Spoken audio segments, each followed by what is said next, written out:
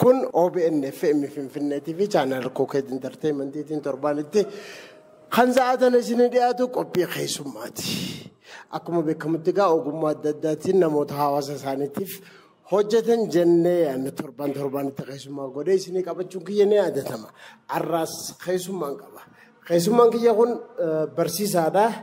Nama dhiyeenya kana maastara isaa hojjechuudhaan badhaasa isaa fudhatee mee garanaan of barsiisaa garanaan hojjechaa akkamitti barnootaanis qabxii olaanaa fiduu hin danda'ama. Hanjoo irratti akka dhageeffattoota keenyaaf gaa yaada nu kennuuf barbaadee iyyaafadhee argadde mee dura irratti barsiisaan isloomaan maqaa keessan nuyi.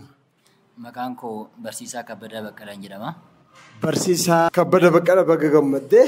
Babalumaan gammanne. Mee dura irratti barsiisaa Kabbadaan. Barsiisaa Kabbadaan kan dhalatee guddate Oromiyaa keessaa godina Kibbeeta Shawaa aanaa Qarsaa Maallimaa magaalaa Leemmanittan baradhe. Achuma hanga kutaa bu'a lamaa eegan baradheen boodatti digirii koo jalqabaa Amboo Yuunivarsiitii dhaayeen Kompiitar Saayinsiin ba'ee achiin digirii lammaffaa asuma Finfinneettan baradhe Kompiitar Saayinsii'anii.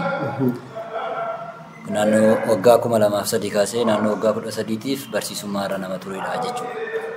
Gaariidha mee ijoollummaan Leemmaniin maal fakkaatti? Ilma qotee bulaati moo qotte moo lafa mee ijoollummaan maal fakkaatti? Ani maatii qotee bulaa keessa hin ba'e.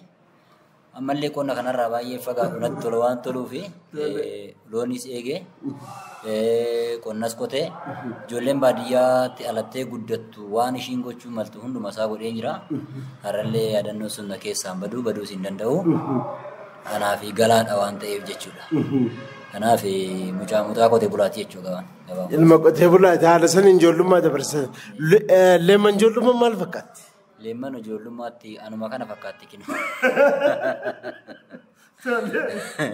Ani yeroo san maatii fayyadamuu fi barnoota malee waan biraan beeku. Akka ijoollee magaalaa ijoollee tokkotti magaalaa keessaa asii achi socho'ee waan tokko waan akkasiisan waan beeku. Mana barnootaati. Mana barnootaa immoo maatii kootiif ajajamuudha. Yeroo qormaataa immoo dubbisuudha. Inni suni na fayyadeera baay'ee. Mana barnootaa mana barnootaa wanti sun daayirekshinii adda addaatti asii achi socho'uu dhiisuun suni har'aaf galaa guddaa naa ta'ee jira jechuudha. Gaariidha barsiisa. Leemman magaalaa keessa moo baadiyyaa? Leemmanii magaaluma keessa. Magaalaa keessa. Mee wanni dhaga'ee tokko hagamta kan dhuga maatii muluu artistii keenya jaalatamtu Muluu Baqqalaa obboleessa isiiti waan jedhanii jiran hagamta kan dhuga? Dhugaadha. Muluu Baqqalaa obboleessa isiiti? Tole barsiisa. Mee muluun sirra guddoodha moo sirra xiqqoo? Muluun anarra guddoodha. Tole. Ani ishiin booda jira. Akkasi. Mee ijoollummaa keessan akkamitti dabarsiisa? Mee waa'ee muluu maal naa himta?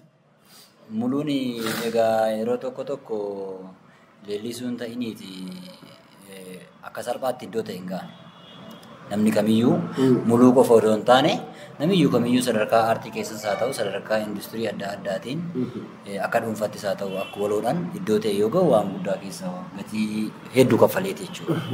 Gaafa shamarran taatu immoo chaaleenjiin hin baay'ata jechuudha. Dachaa ta'a jechuudha. Kanaaf ishiin amma maatii keenya keessa dubartii hangafaadha. Dubartii'anii dhiirri kan biraa hin jira hangafoonni ishii hin jiru. Garuu ishiin baay'ee nama chaaleenjii baay'ee keessa dabartee tooti as geejjidha. Jalqaballee buluun kan ittiin beekamtu sirban turre. Diraamaan baay'ee beekamti. Yeroo san godinni keenya Shawaa Lixaa Amboo jala ture. Akka godinaatti deemteetillee achittillee badhaasa baandiidhaaf diraamaa hojjettee badhaasamtee dhufteerti. Sirba dura jechuudha. Achiin booda maaliif gara sirbaatti hin deemu jettee sirba kana baandiin tokko aanaa hin ture baandii sana keessatti hirmaachaa turte. Achumaan akka carraa ta'ee sagantaan guddaa tokko akka aanaatti qophaa'e achirratti sirbite. Namni immoo haa ulfaatu namni biyya kanaa addatti immoo uummanni Oromoo jabaadhu siin jedha haamilee sii ta'a. Rabbii gaditti uummanni jajjabina ta'ee fi ammaatii akkuma jirutti jajjabina ta'ee har'a artistii beekamtu qabdu taatee jirti jechuudha. Egaa barsiisa dhuguma muluun irraa artistii Oromoon qabdu keessa takka mi'a takka maatiisitti bakka tana ni geessitte yeroon yaaddini jira dur muluun irraa guutuu Oromiyaatti artistii Oromoon ni qabna jettu keessa takka sadarkaa kana eedeni duraati akka maatiitti.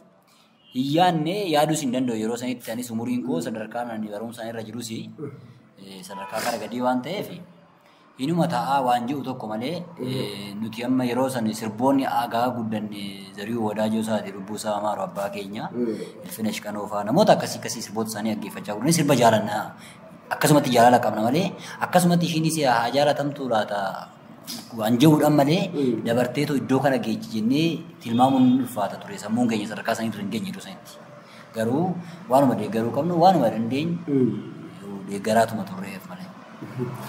Gaarii dhamee kana keessaa baana mee maayirratti waa'ee muluu maalchitan biyya ala jirti mee dhaamsina qabatte. Amsanan isheef qabu bakka jirtutti fayyaa nagaa ta'e aartiin kabaja.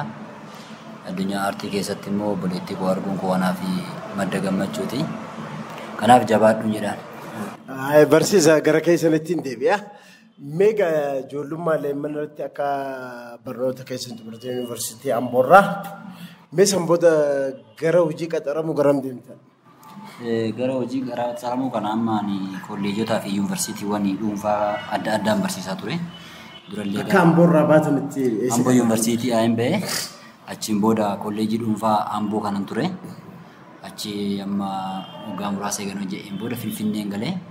Finfinnee kolleejii Rift Valley University kan duraan yeroo duraa Rift Valley University kolleejii ture amma Rift Valley University galee Rift Valley University keessatti sadarkaa dipaartimentii poozishiiniiwwan adda addaarra hojjedhee barsiisummaarra hojjedhee kolleejota kan biraallee hedduu barsiisee jira Finfinnee keessa jechuudha. Gaarii ammas hojii barsiisummaa irratti argamtan? Ammallee Rift Valley University barsiisaa jira. Barsiisaa jirta. Meegaa har'a wanni guddaan keessummaa itti isin godhe dheenyettee eebbifamtee jirta maastara hojjettee jirta saniin madaaliyaa guddaa argattee jirta. Maali wanni qorattanii maal barachaa turtan?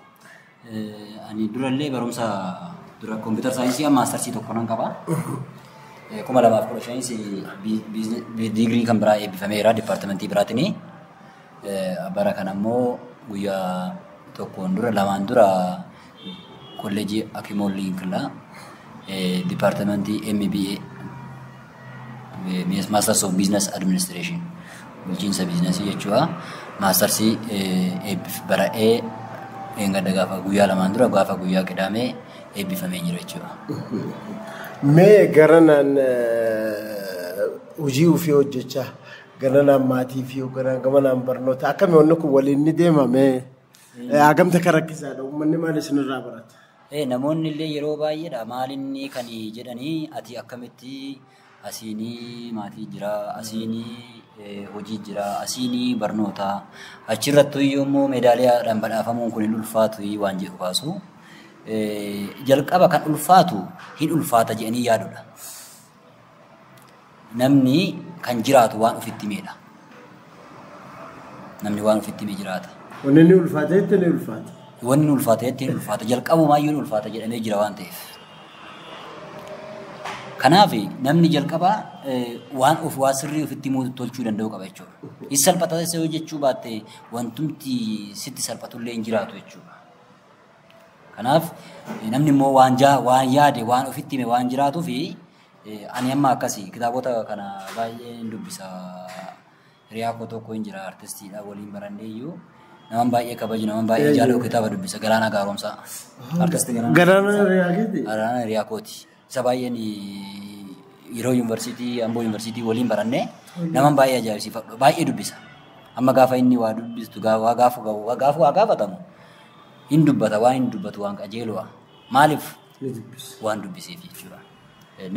Maal jechuufan kana kaase gara dubbii ijoo kootitti gaafa asii deebi'u barachuun yeroon barumsaaf ta'u adda baafadhee yeroo hojii naa ta'u adda baafadhee yeroo maatii kootiif naa ta'u adda baafadhee akkaataa saniin kilaasifaayi godhee qoqqoodee tanan yoo itti deeme Nan hojii. Fakkeenyaaf amma warra biyya kanaa deemee biyya alaa jiraatan kan fudhadhu.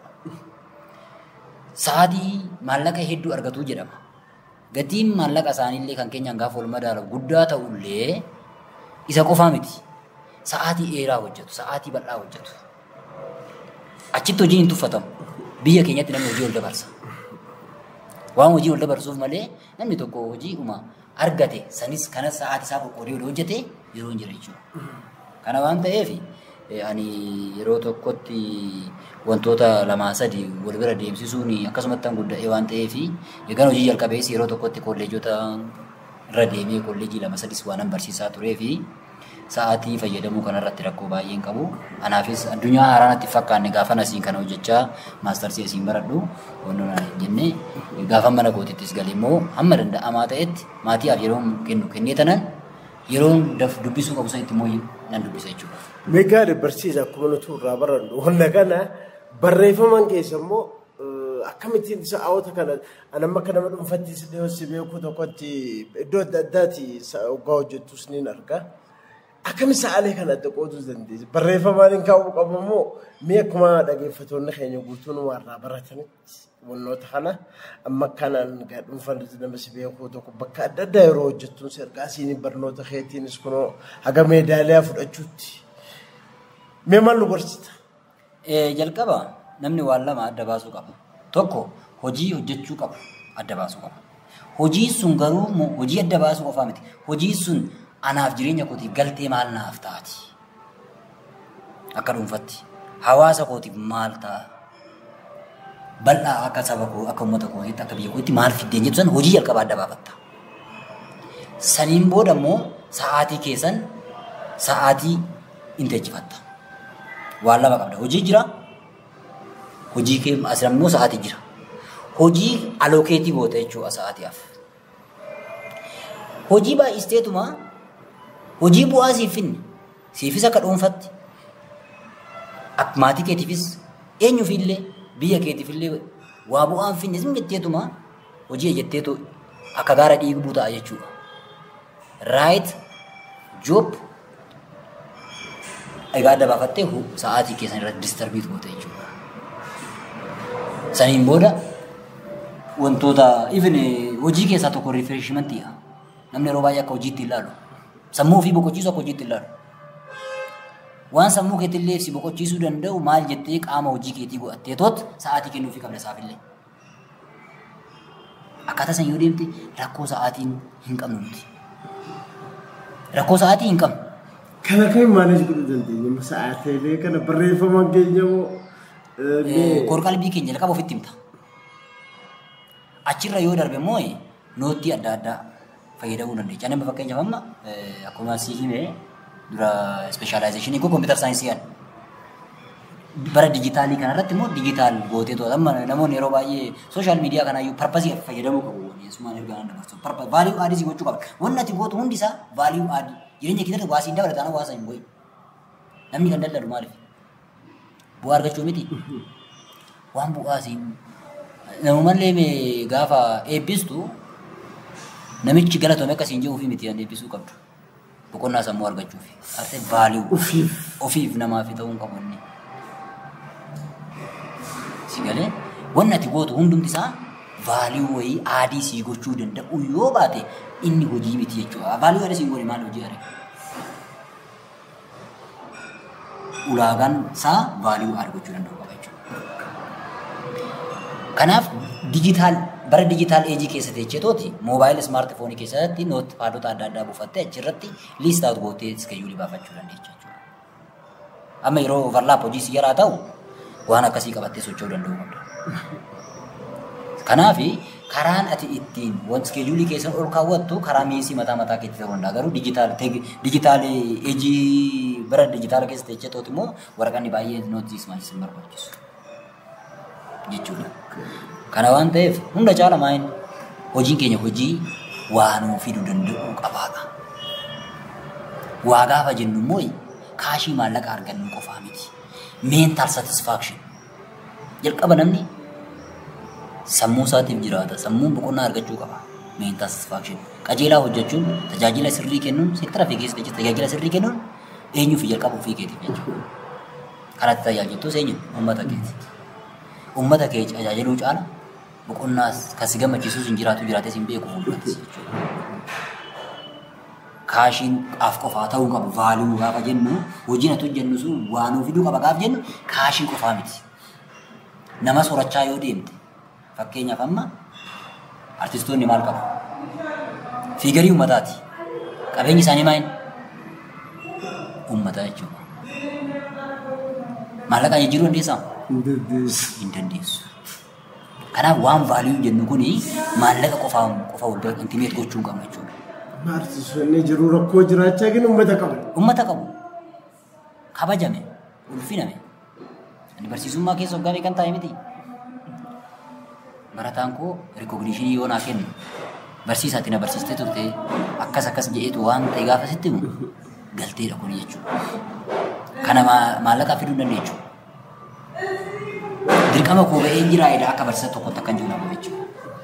Kanaaf wantoota hundumaa asii eessinee faayidaa har'aatti qofa qabsiisnee ilaaluu qabna jechuudha. Gaariidha. Barsiisamee akka barnoota keessan xumurtanirraa barsiisummaa irratti guutuma akka hojjetaa jirtan. Barsiisummaa jechuun maali? Waa'ee barsiisaa kana kamiin ibsita? Kanaaf qaama kootii akka oksijiiniitti ilaala barsiisummaa.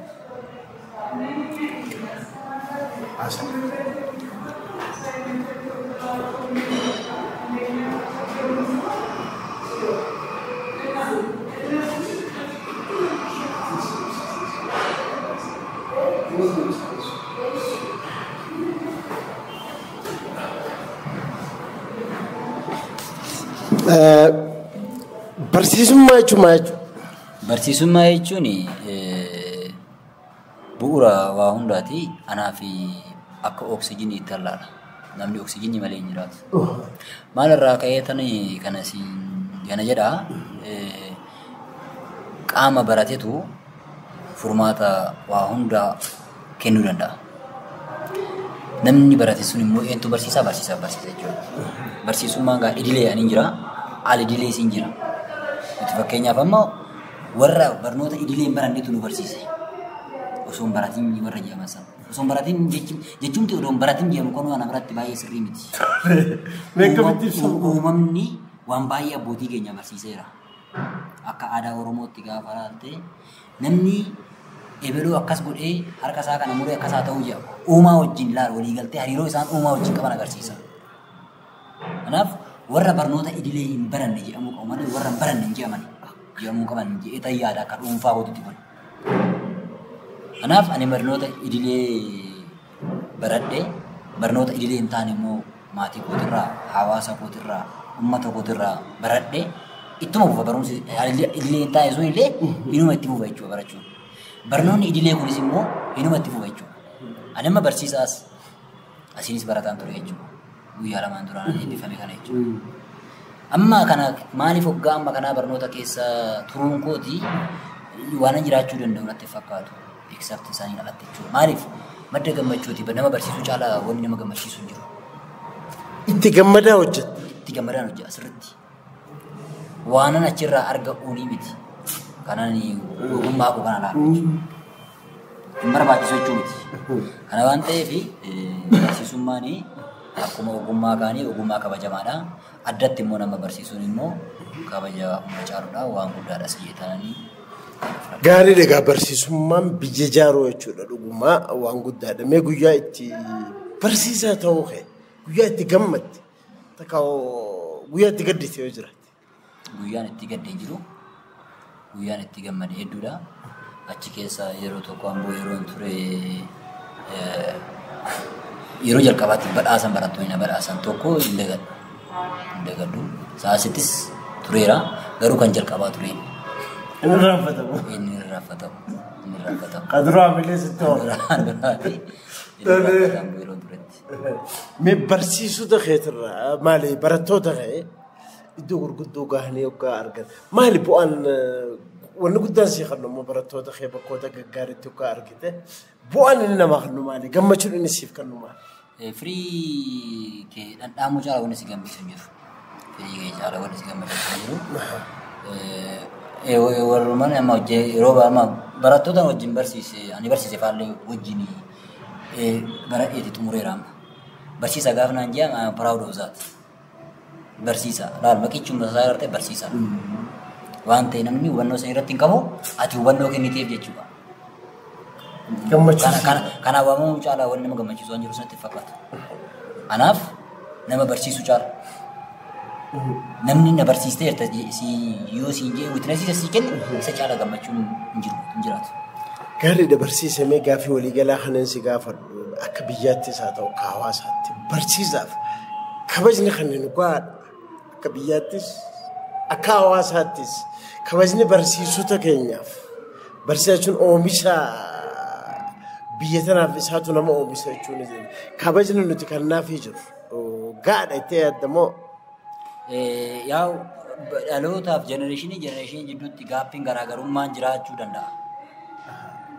Malee amma namuu barsiisaa ani kabaja inuma qabaafi garuu qixa laalamuu qabu laalamaa jira gaafa jedhamu bakka itti laalamuu jira bakka itti laalamni jira hubannoon namoota dhuunfaa jidduutti akkuma jiru jechuudha.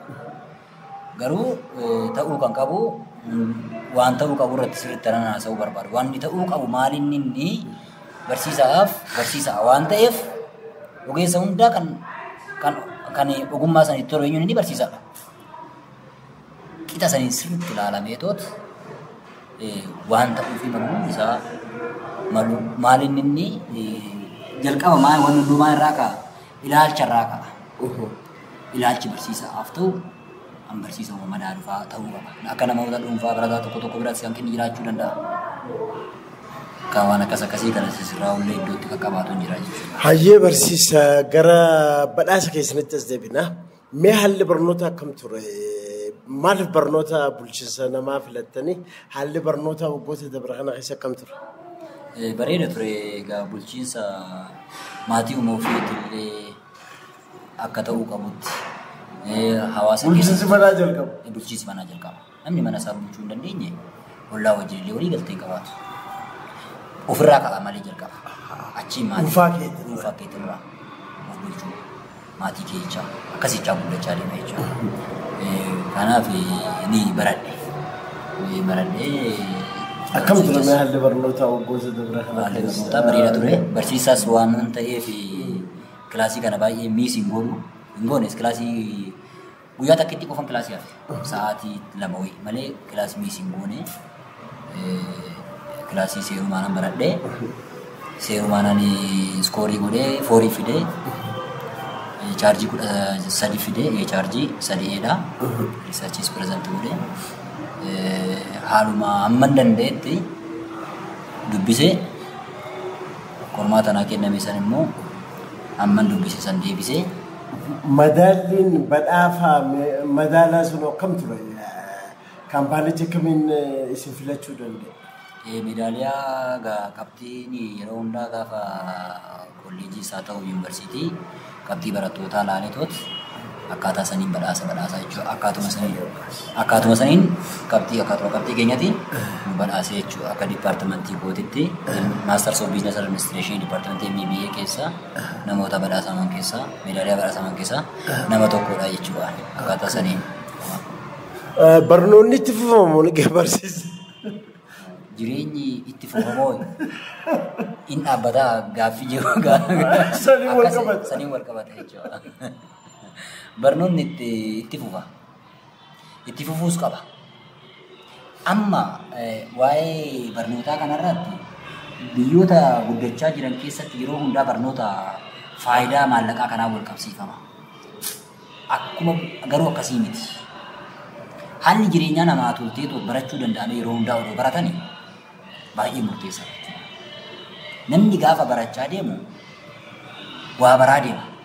Namni waa baraa gaaf deemu rakkoodhaaf furmaata ta'a. Namoonni tokko rakkoo fi furmaata illee adda baasuu iddootti dhabantu jira. Garuu achirra darbee namni barate maal ta'a? Qaama furmaataa ta'a. Rakkinaan dubbatu namni barate. Barumsa jechuun waraqaa lakkaa'uu qofaa miti. Baay'ina dookumentii qofaas miti. Umuriis waan baay'ee nama barsiisa bari. Environmentii keetirraa hawaasa keetirraa waan barattu jira. barumsa idilee akka nuyi ammaa nuti baranne kanatti immoo kunis barnoota jechuudha. Garuu gaafa barachaa deemtu yeroo hundaa barumsa idilees haa ta'u idilee kana gaafa barattu yeroo hundaa qaama furmaataa taata. Rakkina naasoftu rakkinaaf furmaata olkeecha. Komplikeetii gootee wantoota laattu jechuudha. Iizii gootee laata. Gabaabumatti meentaaliitiin kee warri waayidii ta'a jechuudha. Bal'istee yaadda. Qaama furmaataa ta'a. Kanaaf barnoonni hin jalqaba malee bakka itti dhaabbatu hin qabu. Itti fufsa jechuun mas. Akkasitti itti fufu akkamitti mee wanni irra baratan akkuma jirtanitti bulchiinsa jettanii mee bulchiinsa jechuun maal jechuudha? Gamanumatti qishu barnoota akka nuu kennitan jechuudha. Bulchiinsi waa hoogganuudha. Wanni hooggantu maali kan jennu san garaagarummaa qabu malee waa hoogganuu properly resources limited human needs are limited jedhama. Kana wal sisiisuudhaaf reesoorsii maal gochuu qabda? Limited gochuu qabda jechuudha. Humna namaa ta'uu danda'a, ana hooggantuu, faayinaansii ta'uu danda'a, fiizikaalaa wantoota reesoorsii kan ta'uu danda'a. Garuu walumaa galatti bulchiinsi waa properly akka ta'uu qabutti oofuu jechuudha. Gaariidha maajirratti arra guddaa wanna keessumaas tokko waa'ee badhaasa fudhatan irratti mee hawaasaaf ergaan naa dabarsitan dhaggeeffattoota amma sagantaa tana nu hordofaa jiraniif ergaa maayyii waan qabdan nu dhaamtaniiti duratti mee ergaa walii gala. Ergaa walii gala barattoonni kolleejii Akimooliin waliin barannee waliin eebbifamne baga hundi keenya waliin gammannee baga waliin eebbifamne badhaasni kunis walumaanuma walii keenyatti barsiisota kootis anna barsiisanii asiin ga'anii gahee isaaniif salphaa miti maatii kootis hiriyoota kootis hunda galateeffachuun barbaada ulfaadhaa galatoomaa naa jiraadhaa hundi keessanii jechuu qabaadha. Hayyee barsiisa gaa fuuldura waan adda addaa irratti kan walitti deebinee akkanumatti ibsanuu kennitan ta'a. Hordoftoota qophii tanaa torban keessummaa biraa qabaddeen isinii dhiyaadhaa hora bulaa.